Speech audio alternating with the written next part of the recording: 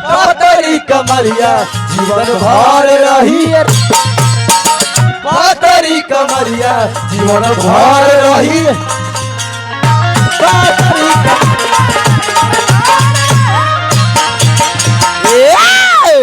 वाह वाह बड़ा रहा बाघ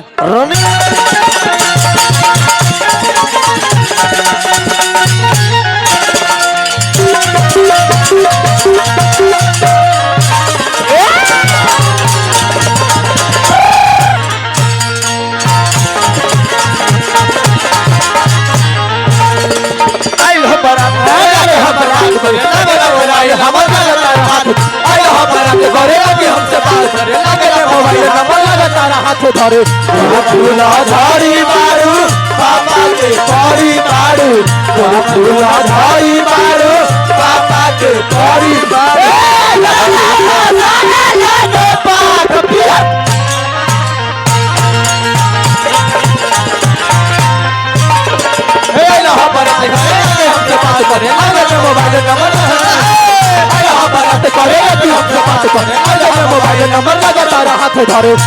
फूलाधारी मारू पापा के परी मारू फूलाधारी मारू पापा के परी राख वाली हमारा दारुआ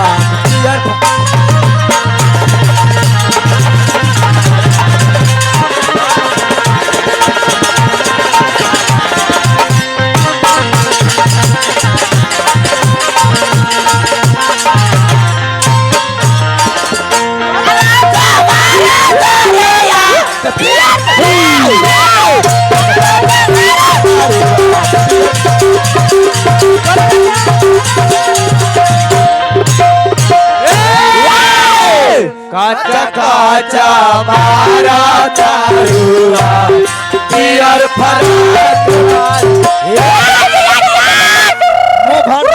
हेलो ले लो क्या क्या गुल्ली गुल्ली सिरजानंद व्यासी में हाँ तोरा के कहते कि रानू मंडल के पापा ले फादर बाप रे बाप सब प्रोग्राम कई गनौरा कर ब्यास बट मजा नहीं बाबा सुरवा कहता है कि पिता के प्रति हाँ पुत्र के रहना बहुत जरूरी है अरवा के कहना बा गार्जियन ध्यान दे पुत्री के भी रहल बहुत जरूरी बा तब काहे काहे नारी नारायण से पहले कहली आपका एक बात का जवाब हंसते हुए सटीक जवाब देंगे ध्यान दे बाबा नारी नारायण से पहले कहली नारी जगत में महान बाली चाचा नारी न होती तो हम नहीं होते नारी न होती तो पूरा संसार ही नहीं होता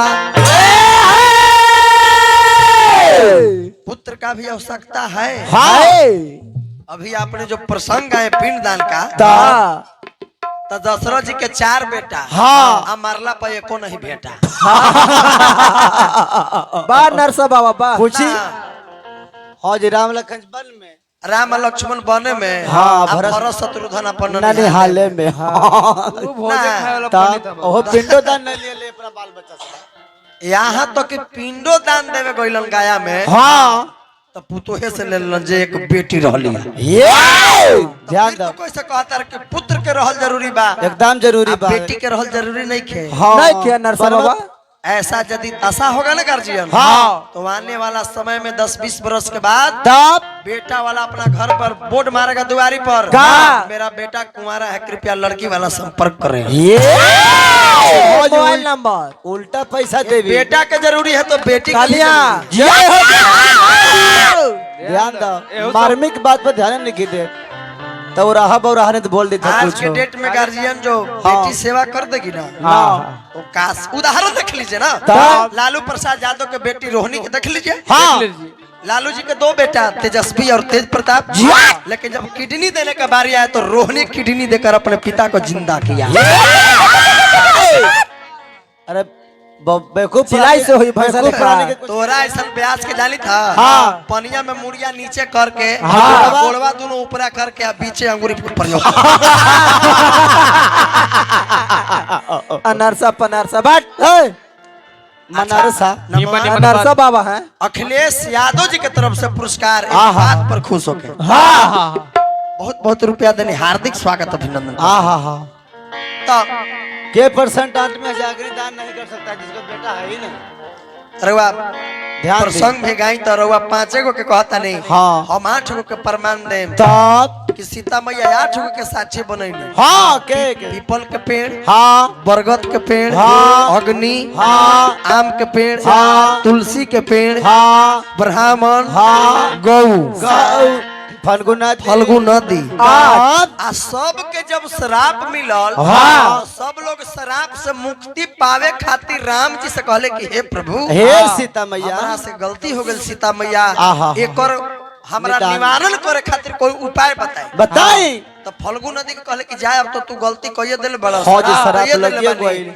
लेकिन कुत्ता सियार लांघबे करी हाँ। लेकिन ता? जौन तरह के गड्ढा करी एक दू हाथ ओकरा में पानियो निकल ली ये हाँ जी, यही तरंतरा भी हुई ये तो सही बहुत बात। है। वहाँ तरंतरा भी होगा तब? रोज प्रतिदिन तब पिंडदान होगा सही तब मुंड पिंड जरूर मुंड होगा पिंड जरूर होगा आहा। ये वहाँ वरदान भी मिला शराप भी मिला तो फिर वरदान भी दिया गया ये तब गाय के इना आवेला गाय के मिलल कि आप बिष्टा खाइएगा हाँ। लेकिन आपको वरदान भी देते हैं हाँ। कि आपका दूध का पूजा जरूर होगा ये सब का अलग तब कतव आम के ना शराब मिल रही भोज खा आपको अरे। के शराप मिलल बा कि तू फल के राजा भल ही रहबो रहबो लेकिन ताहरा पूजा ना होई फल के। लेकिन ताहर जो पेड़ के पतई बा बा डाल बा डाल बा बा। ओकर पूजा में जरूर खोजल ये ई सब बाबा हाथ बतावे हमने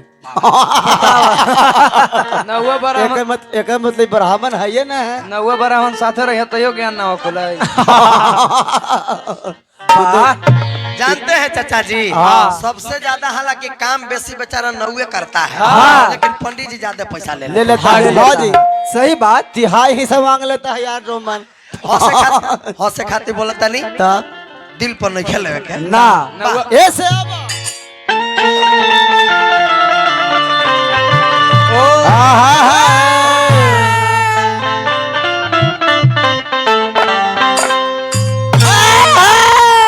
एगो सबसे पहले दादाजी चाचा जी के ऊपर एगो निर्गुण के भाव रही हाँ। एक बाद 2-3 मिनट ज्यादा ना 5 मिनट प्रसंग ओकर बाद लय लयदारी लइकन जितना बा ओकर अनुसार ठल तब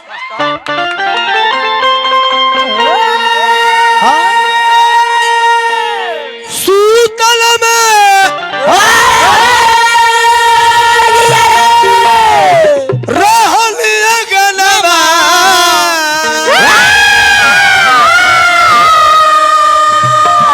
चाचा जी तो एक दिन सपना देखो मेरा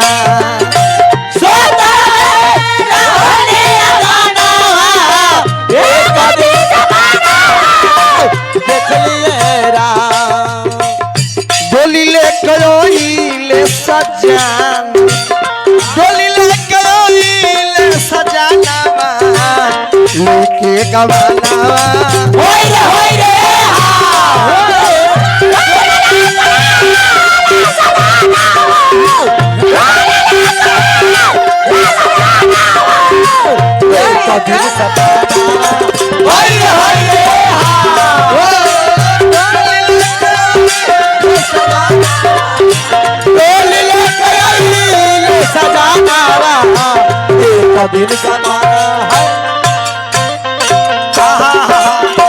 कवना पीर छिड़ई घोटाला गवला जाके कवना पीर छिड़ई घोटाला गवला जाके हो गई कहाया तू लाल हो गईला कहाया परार हो कवना पीर छिड़ई घोटाला गवला जाके कवना पीर छिड़ई घोटाला गवला जाके उड़ गईला कहाया तू लाल हो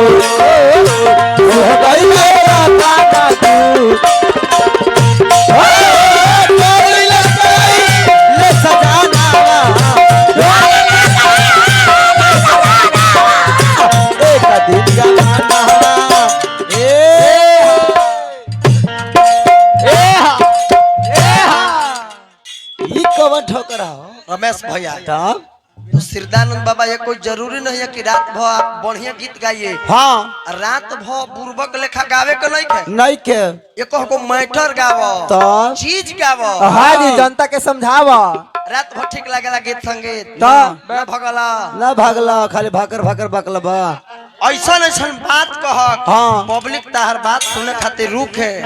भैया बेस को उठा सलेश जल्दी से। बबुआ गलती ना नो। लाल डोरी बा बेस के तनी बना चाचा दिया असली पीवा का हो आवाज नहीं निकलत बेस में। हमने अरवा सब ना ई कही है तो अरवा सब का करब हमनी का करब हाँ। पूरी खिया दे हाँ भात खिया दे हाँ। ज्यादा से ज्यादा चौबीन चाट छोला पुलाव खिया दे हाँ जी रोल खिला दे लेकिन हम पीवा का करिए का पीवा किसे कहते हैं? किसे जो पाप को भी पीता है अच्छा और पुण्य को भी पीता है हाँ उसी को हम पीवा कहते हैं। ए, हाँ जी बलमुआ किसे कहते हैं? किसे हम लोग बलमुआ हैं। बलमुआ हाँ जी को बेला मुआ एगो बल मुआ होला बल मुआ मुआ ई जो शरीर से बल के हरण खो लेवेला आहा मुआ वही देवेला असली बल मुआ है। ये आओ भौतार भतार किसे कहते हैं? किसे जो भाव से तारता है हाँ उसी को हम असली भतार कहते हैं।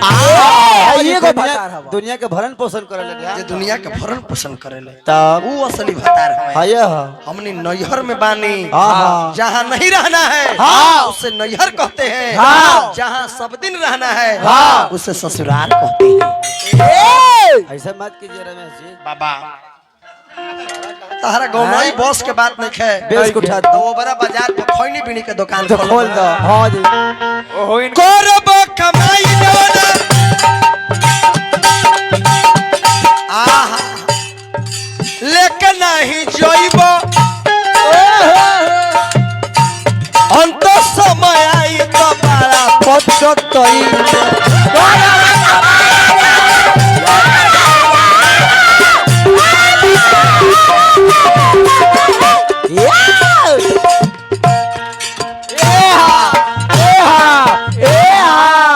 मारा ठोकर यही गायत्री बाबा के ठोकर हो आहा। चाचा जी मटिए में मिल जा इतना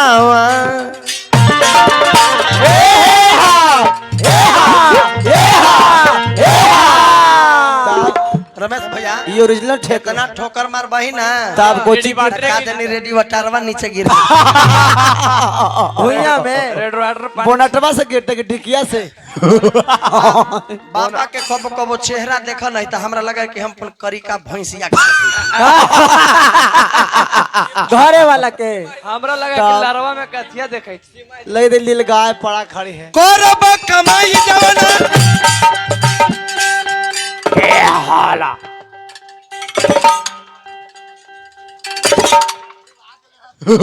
ये क्या है बाबा क्या है जखनी देहिए मन तखनी ब्रेक मारबो मर हाँ आ ना तो चापिए के चढ़ जेबो का बिना जामो के हाँ बाबा त चिताने काहे होगा भाई चिताने इनका जीत हो गए हार गए हार न गए उनका ऑपरेशन करब कमाई जवाना कुछ लेख ना जइबो छोटू बाबू सिकंदर परवान रहे जब रास्ता से निकले सिकंदर तब विजय के ध्वजा फहरे लागे हाँ विश्व विजेता हो गए विश्व विजेता हो गई ए विनय भैया करब कमाई जवाना नहीं जइब अंत समय आई तो बड़ा पछतई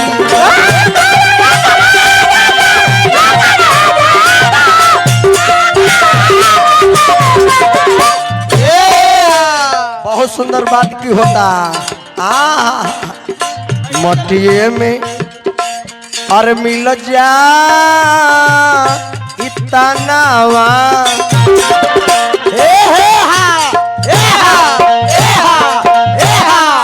बाहर नचनिया बाहर के बेलिया मटिया में मिला जाइता मटिया में मिला जाइता नावा के गवानावा गइल होला मटिया में मिला जाइता नावा के गवानावा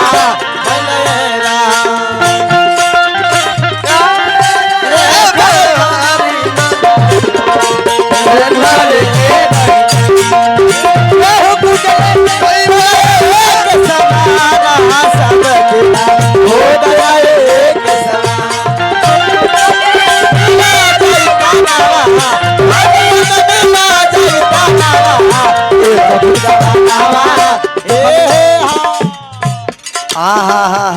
बहुत सुंदर। लास्ट भाव में कवि जी लिखता रहा का तबला भी के आवाज बैठे बा, तबला को उठा दे हल्का। क्षितिजल पावक गगन समीरा पंचरचित अति अधम शरीरा गगन समीरा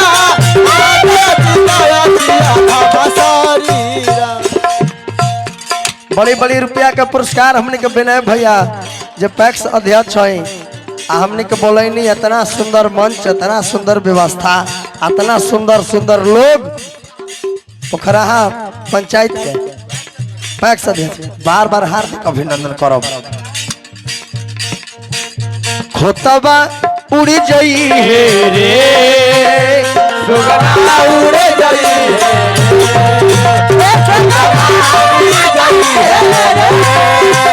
उड़ी जाई एही जमाया के झमेला अरे जाए के अकेला एही माया के झमेला सभी जाए के अकेला अबे लाओ अब लौट के ना आई है रे तो तला उड़े जाई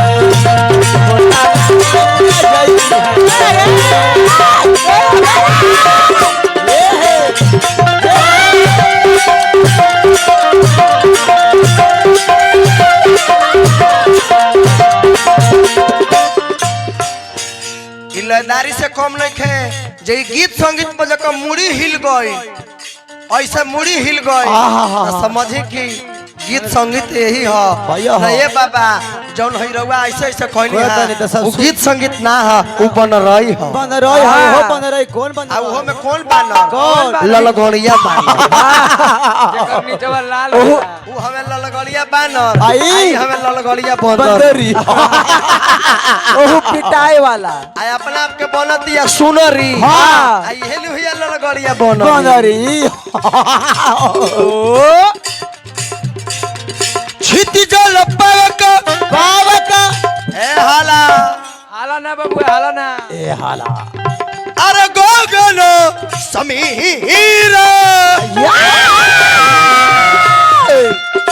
पंचरचित अति अधम शरीर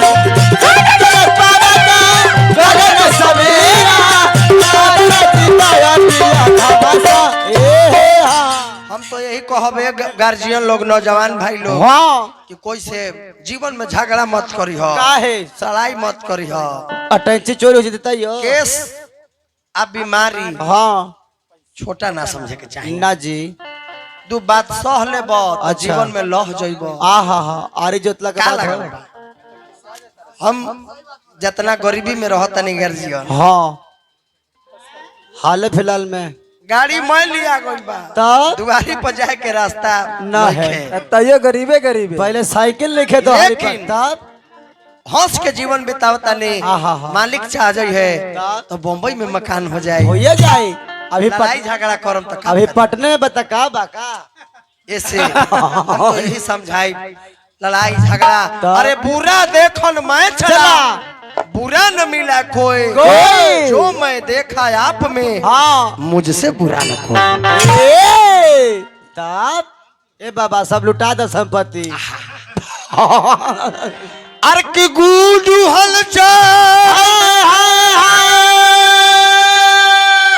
अरे जादो गावनी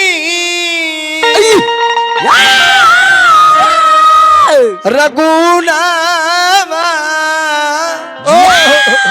अरे डोली लेके एजा चेंज कर रहे हैं अपना अरे डोली लेके लेके बरियारी चेंज हो तो चल हाँ अरे किया ले सजा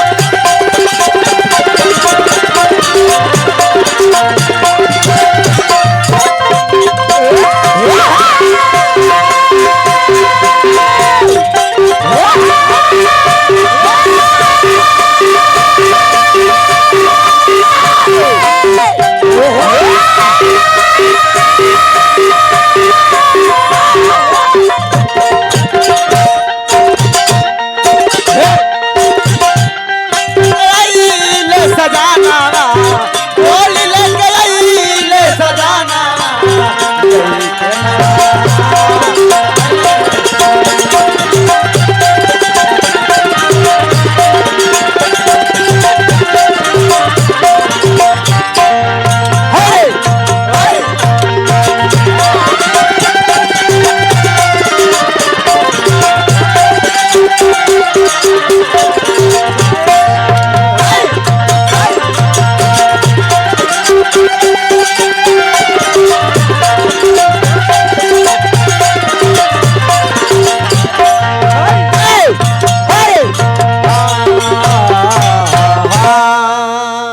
वाह तनी अच्छा लागल होता एक बार जोरदार ताली बजा के स्वागत ताली